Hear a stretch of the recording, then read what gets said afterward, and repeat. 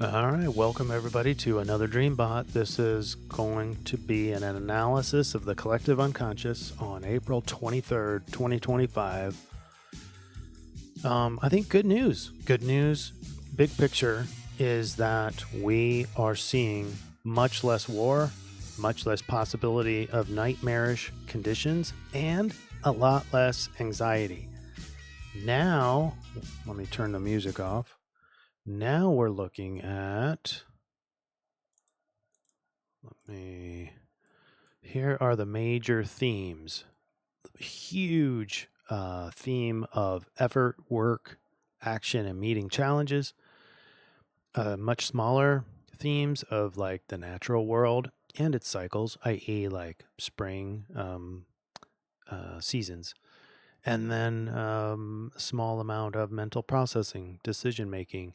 You put all that together, I think you get a mix of solving problems, but like effort, work, and meeting challenges. When you put it all together, meeting the real world challenges. So there's your summary.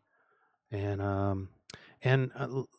before we really get into this run, I want to show you last week. Let's look at last week really quick because I want you to see the difference.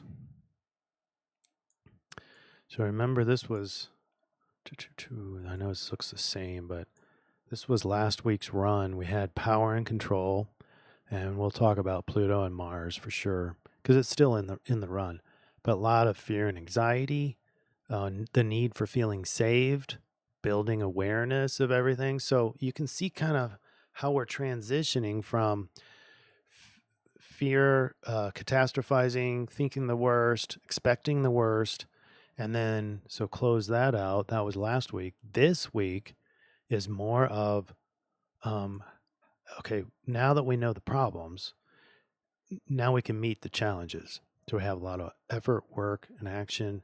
And when we combine that with the natural world, in my opinion, you bring in a lot of the Taurus. We have now DreamBot generally is a little more future oriented. It's kind of leading into the future rather than day residue. Yes, dreams. And by the way, if you don't know what DreamBot is, go down below in the notes. It'll explain that real quick and then get you some links that you can discover a little bit more. But this is what we are considering the barometer, the major barometer for where the collective is headed mentally, the collective unconscious, as Jung described.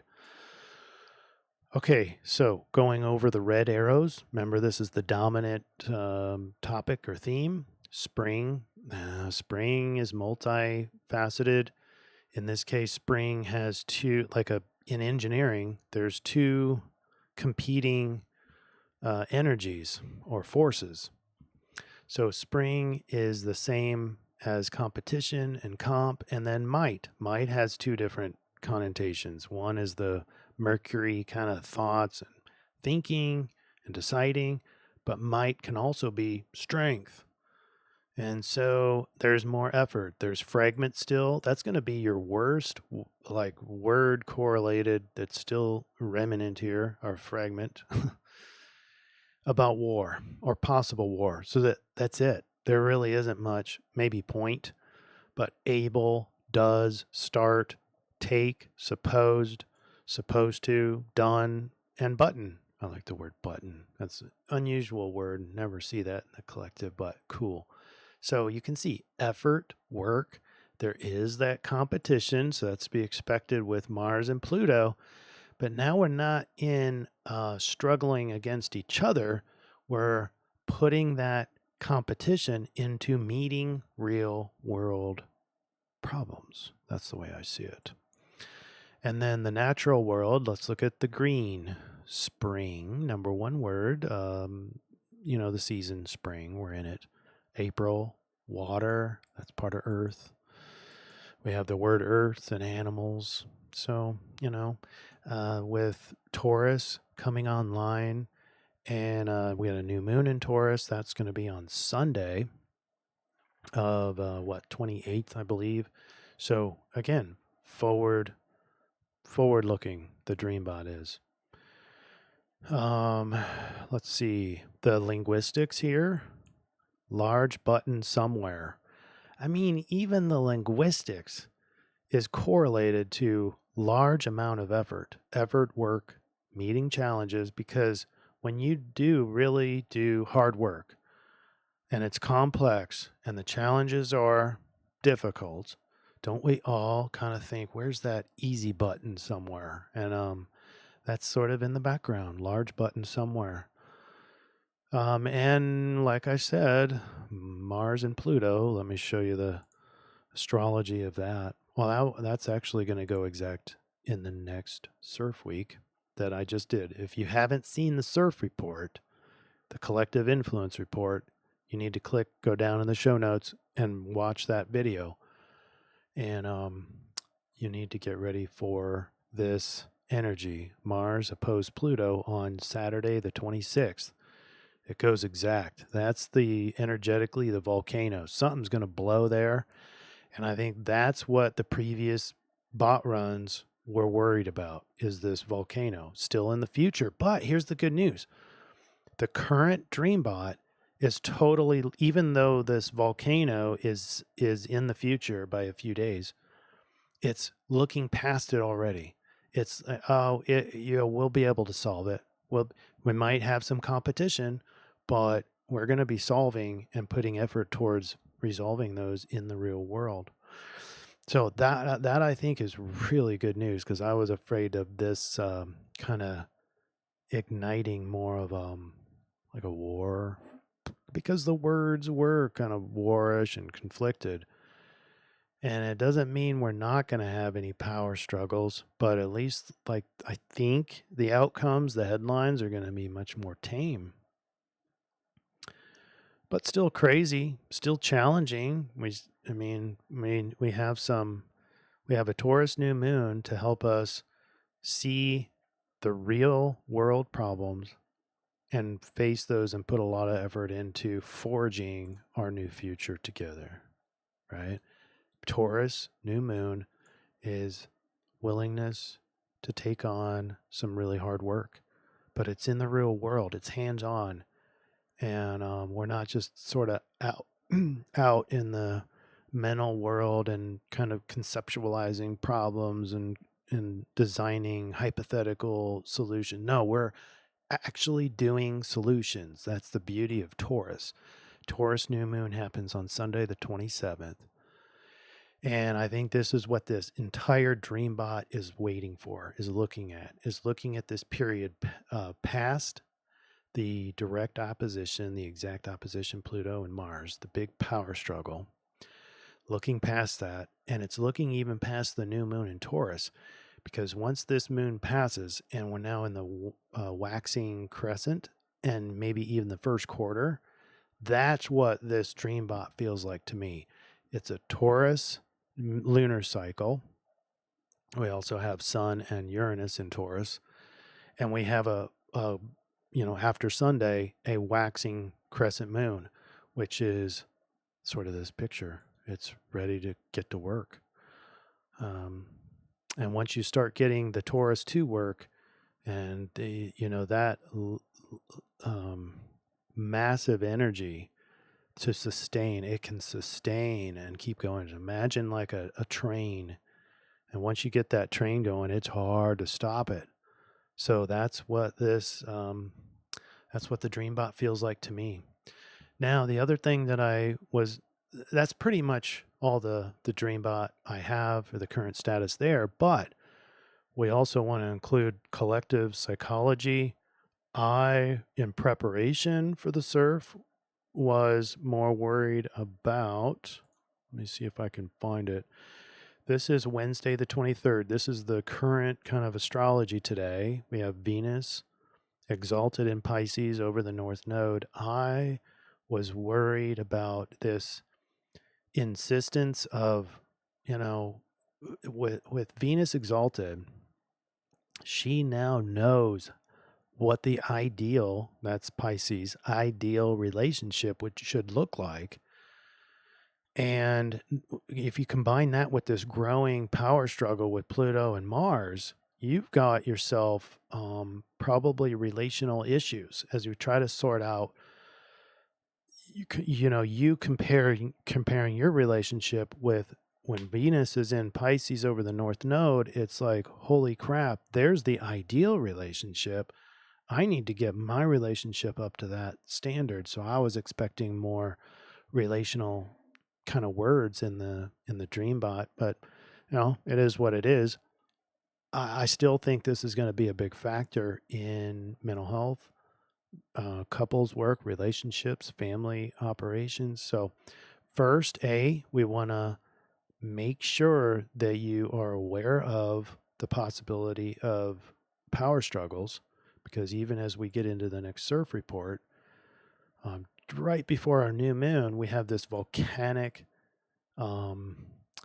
opposition power struggle with the sun and a T-square on it. So big possibility, even though the DreamBot is looking past it, big possibility of power struggles. And I want to impart some of the most important things that we have in couples work: how to harmonize, how to reduce power struggles, control dramas.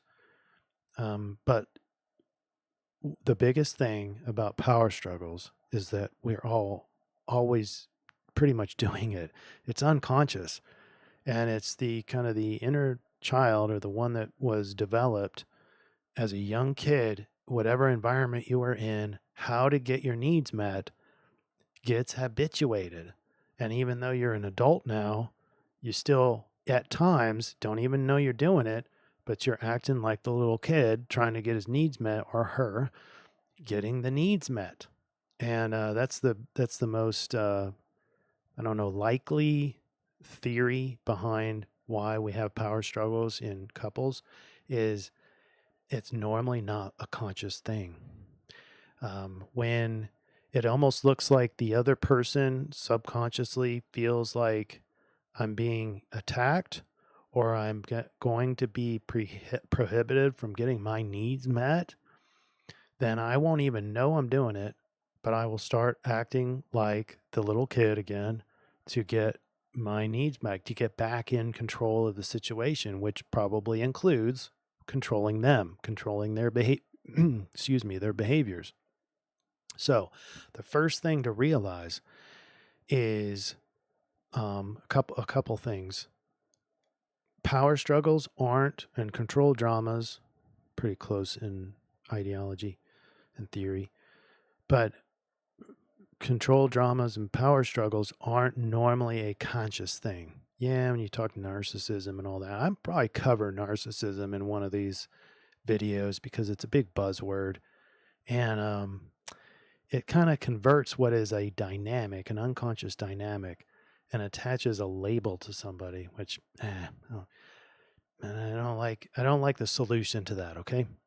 But what I want you to realize is that we all do power struggles subconsciously.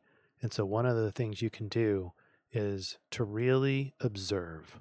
Observe why you're reacting, unconscious reactions, behaviors. What are they really intended on doing? Like storming off, for example, that's an avoidance. I'm not saying it's good or bad. Storming off, what is that doing? And it depends on the context. It could be to bring the intensity down. It could be a good thing, or it could be the aloof control. You're trying to control the situation. There's the aloof power dynamic. There's the poor me. There's the authoritarian, kind of like the Hitler archetype. Then there's the interrogator, the one that asks an enormous amounts of questions to catch the other person in a contradiction or a lie or I knew it. I knew, an accusation. A lot of these work hand in hand, but just it's not a complete suggestion, but just realize that most of these are unconscious. You don't even know you're doing it. So you will actually improve your relationship tremendously just simply by knowing when you or the other is trying to get your needs met, i.e. in a sort of power struggle or control drama. Okay, that's number one. Number two is along the same lines. How do we get to a more harmonious relationship? I think concepts like free will are paramount. The ability to really honor the free will of that person. Free will involves behaviors, right? Now, some behaviors can be really scary and make a lot of harm. So if you're in that situation, well, you have the free will to leave. So if you don't let yourself leave for whatever reason that is in an unsafe situation, then you aren't honoring your own free will. And you say, well, I can't. Well, that's a whole nother section of the discussion.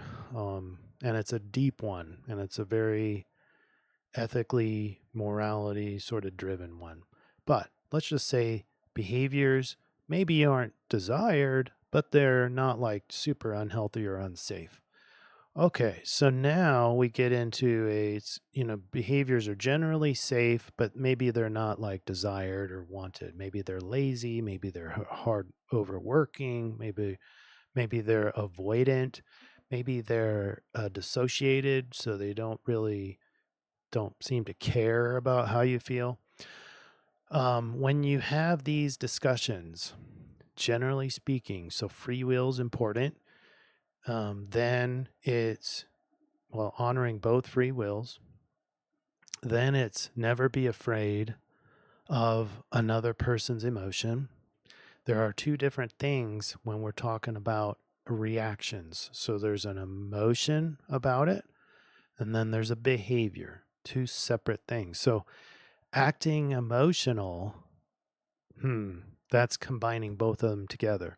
I want you to consider separating those out and never be afraid of the emotion. You can be afraid of a behavior because behaviors can hurt and maim and be unsafe and unacceptable. And you can judge behaviors, but don't judge and try not to be afraid of emotion, the actual emotion. Emotions aren't problems to fix. They're only indicators to help understand the other person and to build bonding and to help guide what we need to be doing. And that doesn't mean that we have to follow our emotion. We just need to learn its language. Learn the language, and it'll help you find the needs that you're seeking. So never be afraid of your own emotion. Never be afraid of other people's emotion. Don't assume that the emotion and the behavior is the same, because it's not. I don't know why I'm so emotional. Well, you're kind of judging the emotion itself, and then probably it's leaking out into the behavior. You're slamming doors or yelling, getting aggressive, whatever. Parse those out and recognize there's two different things. That'll help you be less reactive. Okay?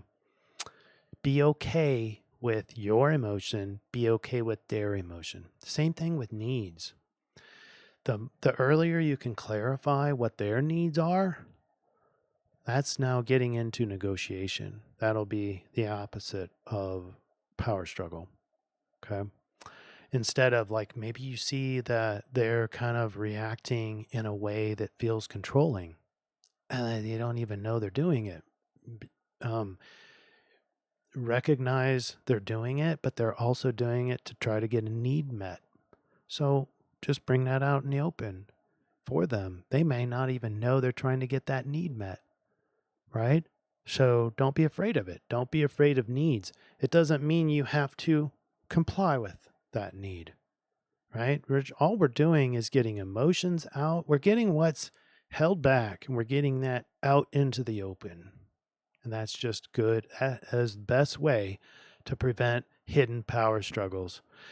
Power struggles and control dramas exist because we're afraid of being vulnerable, afraid of bringing the emotion out, but even more afraid of knowing or even admitting my core need, my inner need out in the open. We avoid it, keep it in secret, and then we start to control. There's so much about preventing power struggles, and this was just like just the scraping the surface. But I highly I highly recommend that you look more into these hidden factors and relationships as we get closer to, this opposition, Pluto and Mars, just so you can prevent disastrous, power struggles from happening or feeling more conflicted with others. And then we get into our new moon, and that's where the DreamBot is really focused on, and just really hitting it hard and grit and effort and not really even having problems doing it. There's no indications in that. So I think we're going to see a couple of leveled weeks, maybe in the financial markets. Oof, I don't like predicting finances, but it has been a roller coaster, but more of like a net like level, not like it almost felt like a nosedive, but now it's back up. It's like violently up and down, and we're talking all asset classes. So S&P 500, Dow Jones, like gold prices, silver is just sort of straight. Crypto, I'm just flat and kind of going up a little bit today. Some people are calling that a spike. I don't think so. So I think if anything, my guess, just keep it generic. The financial markets starting the 28th, when they open the 28th, I'm predicting that we'll see less volatility, but that's not financial advice. I don't think you should go like short the VIX or something like that. But you do you. This is not financial advice, but I think based on this and based on the astrology and the DreamBot, we're going to start to see less volatility. Oh, man. I don't know how, but there it is. We'll see if I'm right. But don't place a bet based on what I just said, okay? I wouldn't. I would just diversify. And but politics, no, there's another place that I don't really want to predict anything, but because of who knows.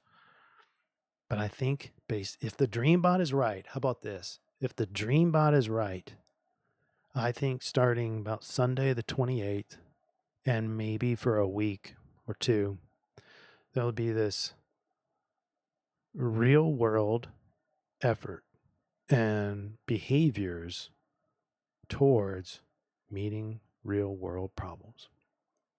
I hope that's right.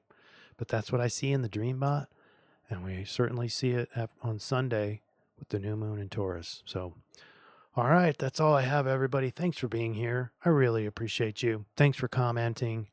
And if you got questions, just write them down, and maybe I'll cover some of those in the next video. The next video out will be the CIRF, and that's expected on Monday.